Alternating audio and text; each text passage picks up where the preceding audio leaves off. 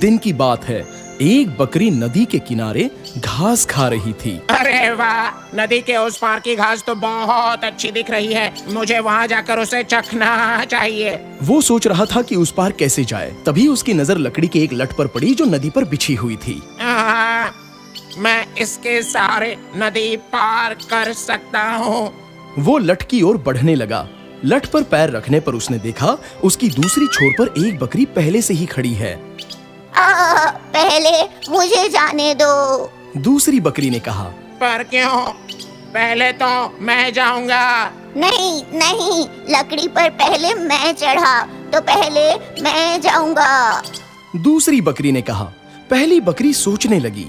उसे अपने दादाजी की कही एक कहानी याद आ गई। दो घमंडी बकरियां एक पुल पार करना चाहती थी, मगर एक दूसरे के लिए जगह नहीं बनाना चाहती थीं और आखिरकार लड़ने लग गई। फिर दोनों पुल से नीचे गिर गई और पानी में डूब गई। इसलिए पहली बकरी ने अक्लमंदी दिखाई।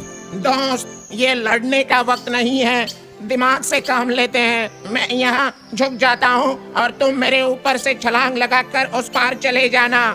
ये कहकर पहली बकरी उस लट पर झुक गई। दूसरी बकरी उसके ऊपर से कूदकर दूसरे पार निकल गई। बहुत बहुत शुक्रिया दोस्त, तुमने अक्लमंदी से काम लिया।